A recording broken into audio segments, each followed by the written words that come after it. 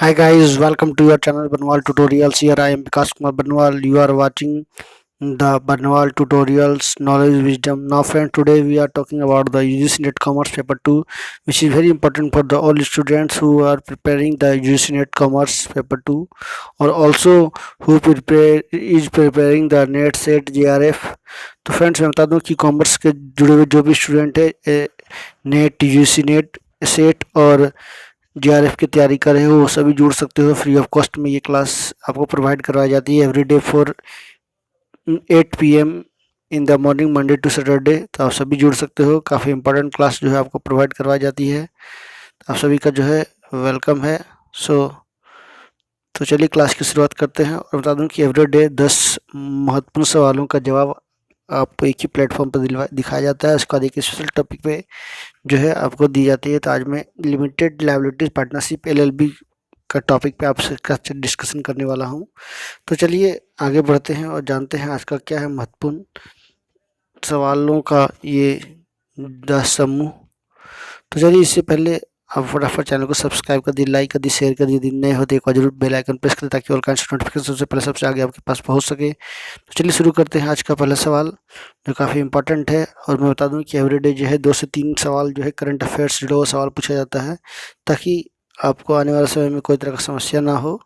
तो चलिए बता दूं कि पूरे विश्व में माइक्रो लोन की शुरुआत सबसे पहले कहाँ हुई थी, कब हुई थी सॉरी। तो 1976 में, 1957 में, 1919 में, 2011 में।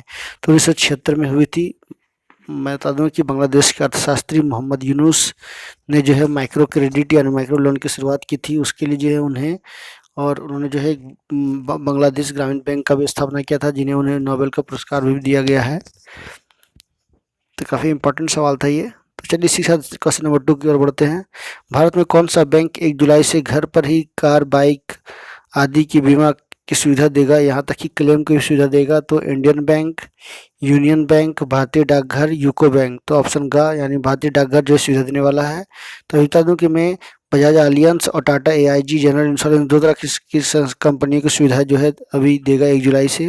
उसके बाद धीरे धीरे और भी सुविधाएं दी जाएगी इस इंडियन पोस्ट डिपार्टमेंट के द्वारा।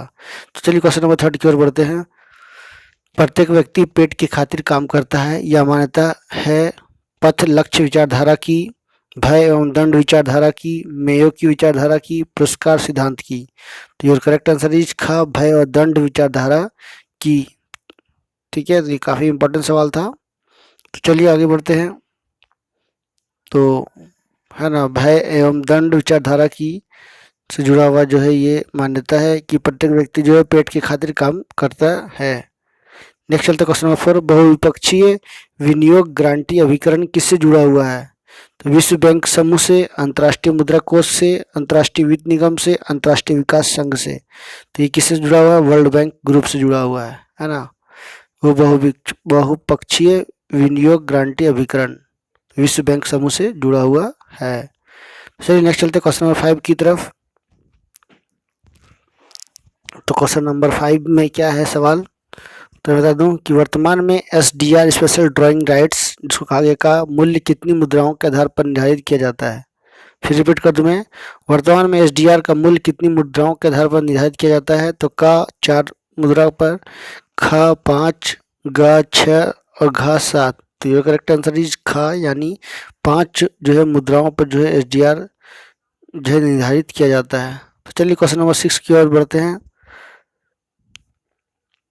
तो क्वेश्चन नंबर 6 में वर्तमान समय में विनिमय दर का निर्धारण होता है।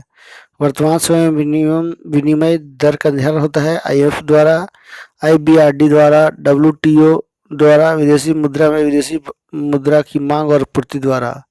तो करेक्ट आंसर इज घ, विदेशी मुद्रा बाजार में विदेशी मुद्रा की मांग और पूर्ति के द्वारा। काफ़ी इंपॉर्टेंट सवाल था ये। चलिए क्वेश्चन नंबर 7 की ओर बढ़ते हैं। क्वेश्चन नंबर 7 में जानते हैं क्या है इम्पोर्टेंट। तो बता दूं कि वर्तमान में IMF ने के सभी लेन देन व्यक्त किए जाते हैं। वर्तमान में इंटरनेशनल मॉनेटरी फंड के सभी लेन देन जो है व्यक्त किए जाते हैं। स्वर्ण में, डॉलर में, SDR में, इनमें से किसी में नहीं। तो क्या होगा? स्पेशल ड्राइंग राइट्स में यानी SDR में जो है सभी लेन देन जो है IMF की किए जाते हैं। तो काफ़ी इंपॉर्टेंट सवाल था ये। चलिए क्वेश्चन नंबर 8 की ओर बढ़ते हैं। तो क्वेश्चन नंबर 8 की बात की जाए तो हेजिंग का अर्थ क्या है। बहुत सारे सवाल जो है अक्सर आपको देखने को मिलेगा। हेजिंग का अर्थ क्या है? विदेशी विनिमय का सट्टा, विनिमय अंतरपणन, व्यापार अंतरपणन, विदेशी विनिमय जोखिम को बांटना। तो काफ़ी बड़ा ये सवाल है, काफ़ी इम्पोर्टेंट सवाल है, तो आपको जो है जरूर देनी है जवाब। मैं इसके बारे में नहीं दूंगा। तो विदेशी विनिमय जोखिम को बांटना जो है हेजिंग का अर्थ होता है। तो ये काफ़ी महत्वपूर्ण सवाल, इस सवाल जो है हमेशा पूछा जा रहा है। क्वेश्चन नंबर 9 की ओर चलते हैं। केंद्र सरकार किस क्षेत्र की सरकारी कंपनियों को क्रॉस होल्डिंग स्ट्रक्चर को खत्म करने की तैयारी कर रही है? तो तेल कंपनियां, कोल कंपनियां, ऊर्जा कंपनियां, आईटी कंपनियां। तो काफ़ी इंपॉर्टेंट सवाल है। तो इसका आंसर क्या होगा? का तेल कंपनियों पर जो है क्रॉस होल्डिंग स्ट्रक्चर को खत्म करने की तैयारी केंद्र सरकार कर रही है। तो चलिए क्वेश्चन नंबर 10 की ओर तरफ चलते हैं। आखिरी सवाल, अंतर्राष्ट्रीय व्यापार में लाभ की मात्रा दोनों देशों के डैश उत्पादन व्यय के अंतर पर निर्भर करती है, बीच श्रम की गतिशीलता पर निर्भर करती है, उत्पादन में ही समानता पर निर्भर करती है, उपरोक्त में कोई नहीं। तो करेक्ट आंसर इज घ होगा। ठीक है, अंतर्राष्ट्रीय व्यापार जो है में लाभ की मात्रा दोनों देशों के, ये सभी जो है किसी में भी जो है नहीं करती है। तो ये था कुछ जानकारियाँ आज टॉप 10 डेली का इम्पोर्टेंट क्लासेस का। चलिए आज मैं बता दूँ, सीमित देयता भागीदारी लिमिटेड लायबिलिटीज पार्टनरशिप LLP, जिसको व्यापार संगठन का एक स्वरूप जिसमें प्रत्येक भागीदार को देयता कानून रूप से सीमित होती है। यह एक कंपनी को सीमित देयता लाभ प्रदान करता है, साथ ही इसके सदस्यों को आपसी सहमति के करार के आधार पर अपनी आंतरिक प्रबंधन व्यवस्था के आयोजन का लचीलापन प्रदान करता है। चाहे भागीदारी फर्म में जैसा भी मामला हो, यह एक कॉरपोरेट व्यापार माध्यम है जो पेशेवर विशेषज्ञता और उद्यमशीलता की पहल को लचीले, अभिनव और कुशल तरीके से संचालित करने के लिए सक्षम बनाता है। LLP तेजी से छोटे और मध्यम उद्योग के लिए व्यापार के पसंदीदा माध्यम बन रहे हैं, विशेष रूप से सेवा उद्योग और संगठन में पेशेवरों में शामिल करने के लिए जो इसे अपनाया जाता है। LLP के गठन के लिए सबसे महत्वपूर्ण आवश्यकता यह है कि इसके लिए न्यूनतम 2 भागीदारों की जरूरत होती है। हालांकि भागीदारों का अधिकतम संख्या की कोई सीमा नहीं है। इसके अतिरिक्त एक कॉरपोरेट संस्था LLP में भागीदार हो सकती है। आपसी अधिकार और कर्तव्य के मामले में LLP और इसके सभी भागीदार समझौते से नियंत्रित होते हैं। यह समझौता भागीदारों के बीच और LLP और भागीदारों के बीच होता है, जिसे LLP समझौता के रूप में माना जाता है। किसी भी मामले में समझौते के अभाव में आपसी अधिकारों और देयताओं को LLP अधिनियम की सूची 1 के अधिक प्रदान किया गया। और बता दो कि ये काफ़ी पुराना है, 2008 या 2004 के आसपास LLP जो है चला है, लिमिटेड लायबिलिटी पार्टनरशिप, जो बहुत ही बेहतरीन तरीके से काम करती है पार्टनरशिप में और पूरे व्यापार करने में। ये एक तरह का LLP समझौता इसका नाम दिया गया है।